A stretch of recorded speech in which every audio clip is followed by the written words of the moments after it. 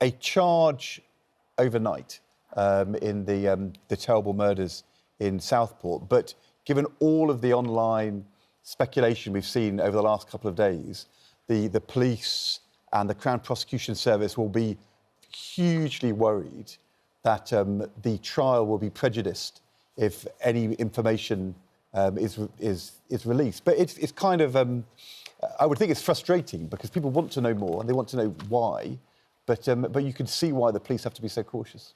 Well, I think everybody needs to be cautious, and I think I just want to begin by just saying none of us can imagine what the families of those 3 wee girls and everybody else that was caught up in it, you know, our hearts just go out to them. And I find it so intensely depressing that you had this absolute tragedy and then you had a vigil which has turned into violence, and you have this vigil, you have this moment of extreme pain for these families, which has been weaponised by people just to now kind of have this absolute free-for-all.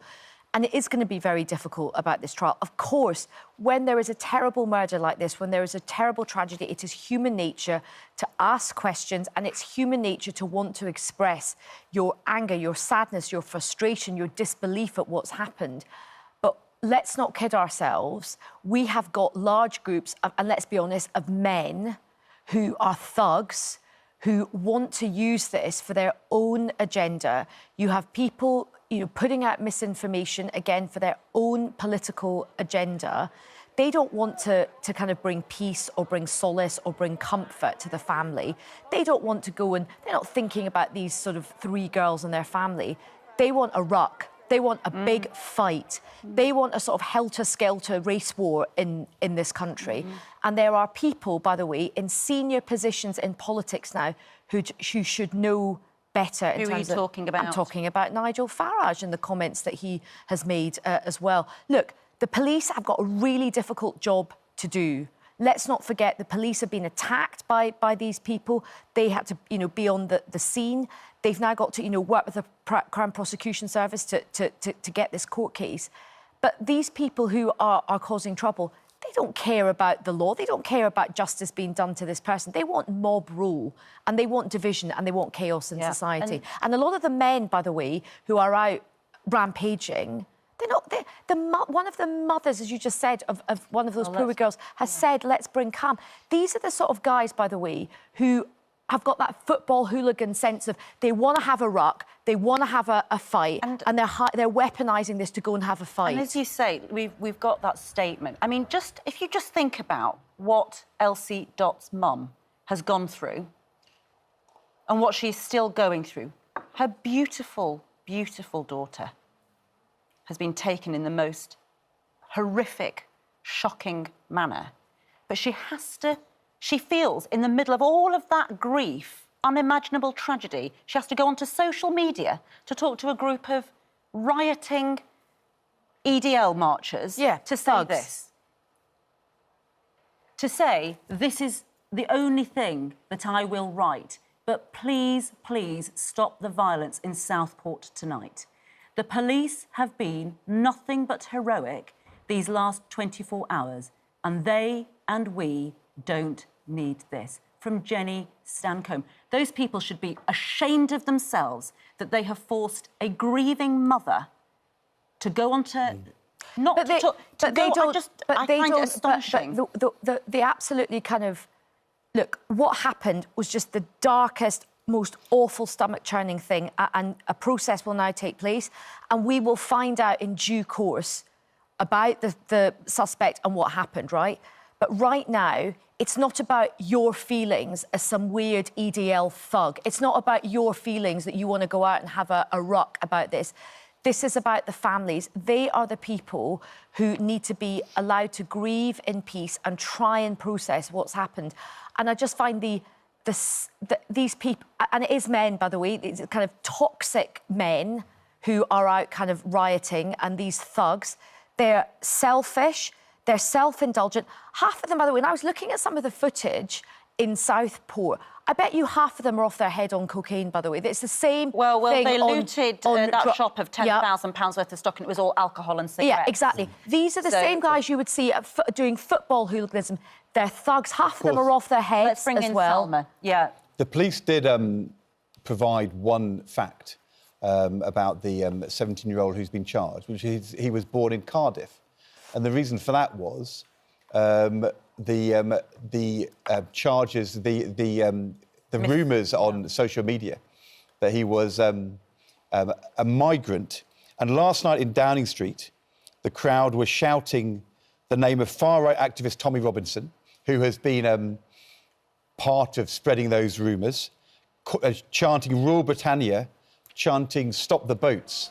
And the idea is to link a terrible murder in Southport to migration, even though this person was born in Cardiff. It is, Selma, isn't it, being manipulated politically? I think we have a real danger of this situation escalating because of precisely what Aisha said, a lot of irresponsibility with senior leaders and this disinformation. So the fact that you are seeing these rumours spreading around and people sharing and people believing it is actually very concerning. And you just pointed out the front page of the Daily Mail talking about disinformation, potentially from hostile state actors too. I think, how do you unravel that? How do we start building a culture where we talk to trusted news sources again in the way that we used to pre-social media? That is a really big challenge and a really big question that we need to answer. But for right now, I think it's important, now that you have a suspect that has been charged, for the police and for local leadership to be as transparent and as open as they possibly can in the run-up to a trial, so that they can push back some of this negativity and push back some of this disinformation. Salma, what do you make of Nigel Farage's comments? We'll just reiterate them, but just to say that a former counter-terrorism police officer has said that Nigel Farage is giving the EDL succor, undermining the police, creating conspiracy theories and giving a false basis for the attacks on the police. Nigel Farage said in a video on X on Tuesday night, I have to say there are one or two questions. Was this guy, meaning the 17-year-old, being monitored by the security services? Some reports say he was, others less sure. The police say it's non-terror, just as they said the stabbing of an army lieutenant colonel in uniform on the streets of Kent the other day was non-terror. He went on to say, I just wonder whether the truth is being withheld from us. I don't know the answer to that, but I think it's a fair and legitimate question. There is something there that makes very many people in politics and in the police uncomfortable, that there is a skating on a very thin line there between raising suggestions that something is being withheld from us and there is something going on that we aren't being told, but for ill intent to cover up something. Well, it also creates an us and them between, Nigel Farage, perhaps, some of his supporters, and the estate and the establishment, so the police and other politicians. And I think something like this, these sort of tensions, it really plays into the hands of people who are trying to exploit that. So I think there is something difficult. I mean, what Nigel Farage did was gently ask some questions on his social media. And there was a conflation of various things that had happened, which then stokes that sort of tension, I think, because you are talking about people feeling like there is one problem and that there is just one solution, whether it be migration or stricter controls on various things. The thing that is difficult, however, is how do the major parties, how does the government respond to this? And that's not an easy answer either, because there is an issue of trust, which is why you have smaller parties, perhaps protest parties to a certain extent, coming up through the system. We saw that at the last election. So what is it that mainstream politicians need to do to be able to rebuild that trust, so there isn't that wedge that can be so easily put in between people and good information? The very frustrating thing from our point of view, Salma, is that we, Good Morning Britain, were in contact with Nigel Farage last night. He finally made a decision quite late in the evening, which is his right, not to come on our programme. We hoped he was coming on. And the point is, if you are an elected politician and you say things and then it causes concern, the right thing to do is then come on and talk about it and answer questions. When he says that there are reasons to be concerned about law and order on the streets in the context of those mobs rioting against the police on Tuesday night, he needs to come and explain to us whether or not he thinks that this is a legitimate way to protest, or whether he condemns the protesters and says what they are doing is wrong, and that the misinformation on social media is wrong.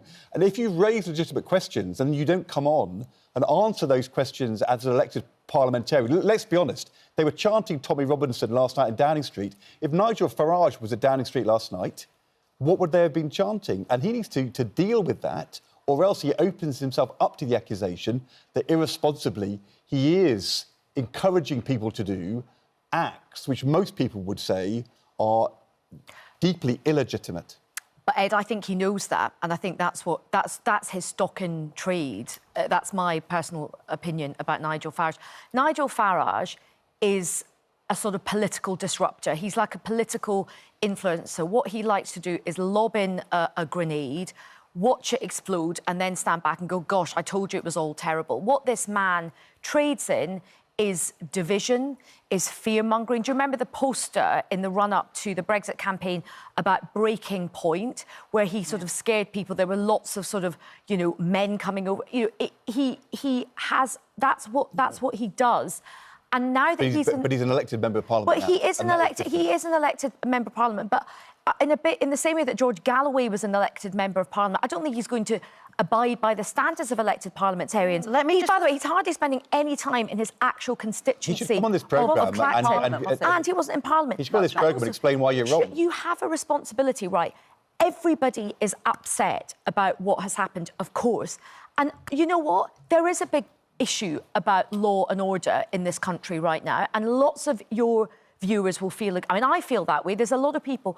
But the way to have these conversations is responsibly. Yes, of course, speak truth to power. Yeah. This stuff is going to come out. What you don't do is just whip up division and then run away. And I was listening to Vox Pops from those people, those thugs outside Downing Street, and a lot of them were saying, Nigel Farage for Prime Minister, Tommy Robinson for Home Secretary. So the idea that he's somehow he is whipping up this mob. He is whipping up this mob. By his own choice, he's not here, by the way, as we've just said. I will just, for the sake of balance, before we move on to other stories, just say that Nigel Farage did speak to PA, the news agency, and in response to these accusations that have been made by Angela Rayner, others, yourself, you know, that he's and Neil Basu, the former counter-terrorism officer, saying he's whipping up division.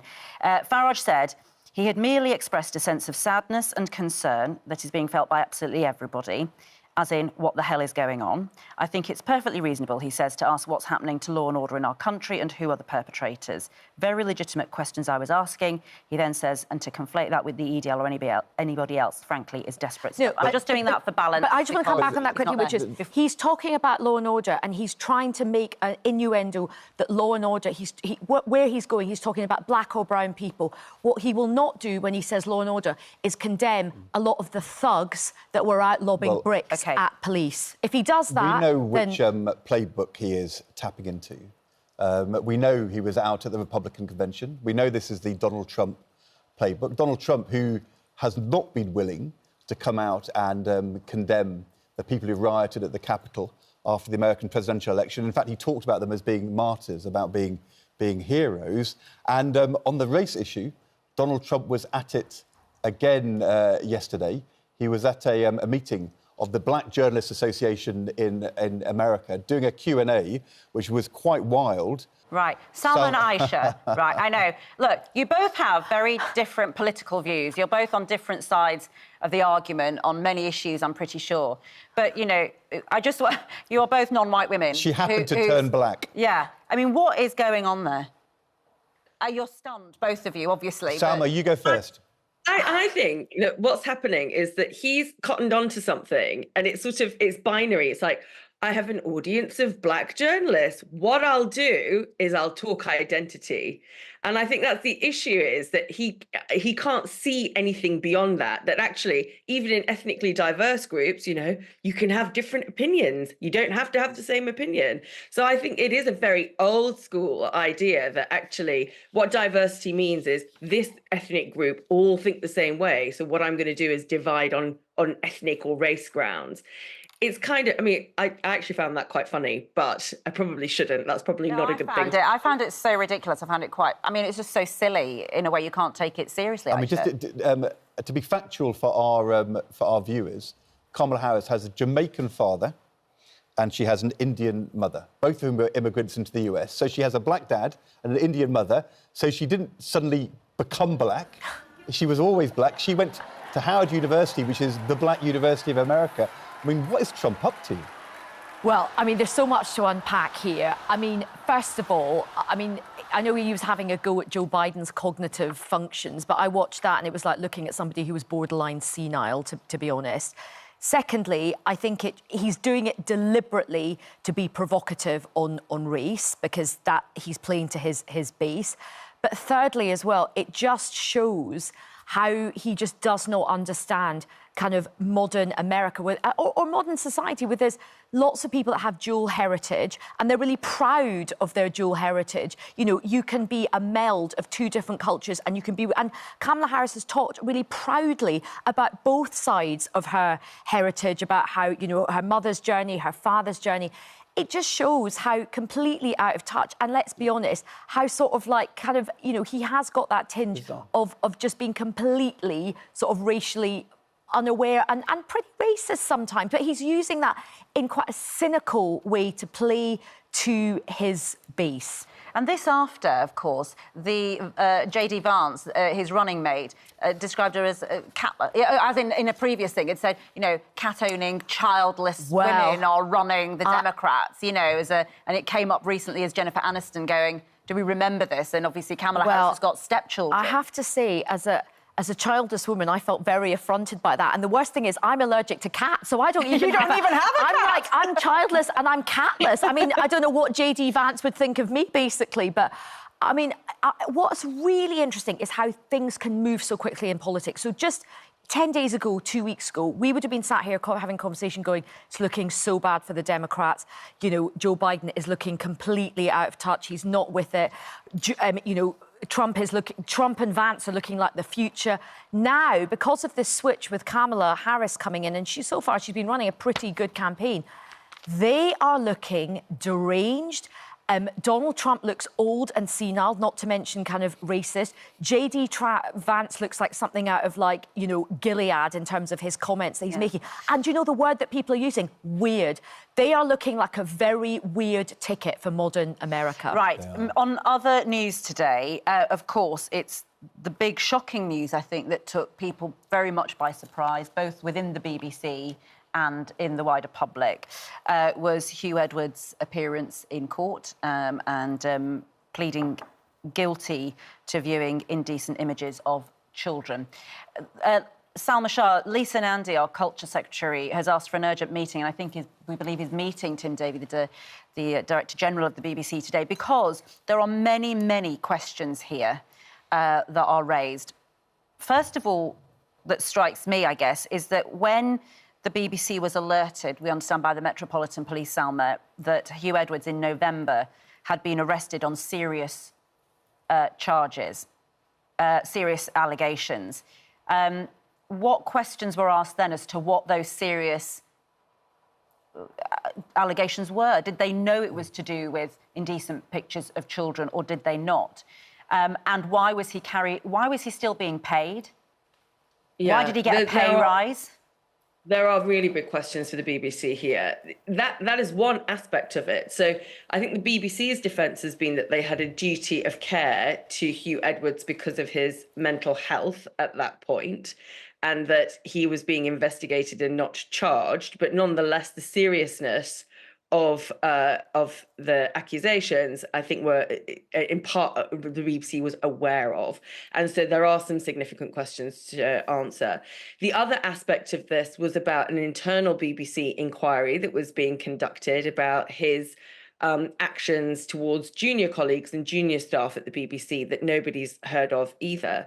So whilst I think the Culture Secretary is right to ask questions, I also think that the BBC itself, the independent board that sits at the BBC that is supposed to hold the executive to account, also needs to step up and tell us what is actually happening here and what were they aware of and what are they now going to look into. Because we've just been talking about disinformation and trusted news sources. And the thing that is the worst aspect of this for me is that here is another trusted news source that looks like it's looking after itself, looking after the elites, and not really taking its obligations towards its viewers or the licence fee payer seriously.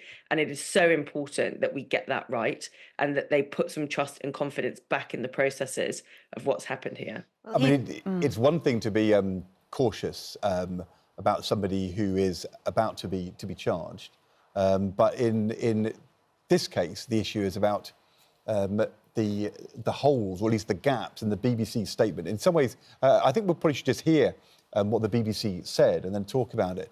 They said in November 2023, whilst Mr Edwards was suspended, the BBC was made aware in confidence he had been arrested on suspicion of serious offences. At the time, no charge has been brought against Mr Edwards, and the BBC had been made aware of significant risk to his health. If at any point during the period Mr Edwards was employed by the BBC, they had been charged, the BBC had determined it would act immediately to dismiss him. Right. What we don't know is what was the detail around of the allegations at that time. Well, so there are different views out there in various timelines that are being put out. One of them, by the Evening Standard, makes it clear in their view that on November the 8th in 2023, he was arrested in relation to these WhatsApp indecent images of children. The question is, Aisha, I suppose, the BBC has to make clear, if the Met Police said there are serious offences and we've arrested Huw Edwards, did the BBC say what are those serious offences? And secondly, what is the difference between an arrest and a charge if proven innocent until proven guilty is the sort of method that you're going by? If that's the parameters by which you say we will dismiss or not dismiss somebody, well, you're still innocent until proven guilty at charge. So why is it that they said, well, we would have dismissed him if he'd been charged? What's the difference, essentially, in their approach towards him? I mean, there are so many questions that people will want answers to, and I think the BBC's got to move really, really quickly on this, particularly because he himself has come out and pleaded guilty to everything in court, which was a real shock for people. People were thinking, oh, there might be a sort of a case. And just to take a step back, the Category A, Category B and Category C, I'm not going to say the words now because it's early in the day and children might be watching, but these are incredibly serious offences, like the most serious and sickening kind of images. This was a man who was like a national treasure. He was in our front rooms when there was royal coverage, when there was election coverage. He broke the news about the death of the Queen on the BBC. And I personally think that when you look back to when The Sun broke that story, I know it was about a slightly different set of charges. It was about the young man and his parents had complained. His parents had complained. Who was an adult. However, to most people, that did not pass the smell test of an older, really, one of the most famous men, well paid. He's up there he's practically next to the royal family in terms of status in this country. Most people looked at that and were like, aye, what is going on here? Why is there a really older man texting a young kid, paying him money to send him pictures? Well, he wasn't a kid, and I suppose that was the issue. But he was a younger person. He wasn't charged with anything. But he was young enough that his parents got involved. Yes. And I just think at that point you saw a lot of people, probably from our world, kind of closing ranks, attacking the media for even raising this story. And at that point, I'm afraid the BBC... And I mean, the BBC, obviously, we're asking questions at this point. But I think the bigger question is, do you get to the stage where some stars and talent get so big that an organisation doesn't feel that they can control them or they can feel they can act with impunity? I mean, this has happened before with Jimmy Savile. It's happened with other people as well. And it's happened in other organisations. He stayed employed on £479,000 until his resignation. He also got a massive pay rise. I just think for a lot of people, and you know what, we're talking a lot about Huw Edwards. Those children caught up in those indecent images, the shame and the stigma that those children will carry, and the abuse. And we started off talking about Southport, and actually what we're seeing is a theme. Two children, the abuse, crimes against children, by men. Crimes against children by men. Honestly, it feels like a very dark The truth is, look, if the BBC knew that he had received onto his phone the worst images of young children, and he had not acted and, in fact, kept them on his phone and kind of engaged with them, and the BBC did nothing, it's really, really serious. Well, Lisa And that's what we need Nandy, to know of the course, answer will to. be asking all of these questions She today. Salma Shah, thank you so much for joining us this morning. Aisha, thank you.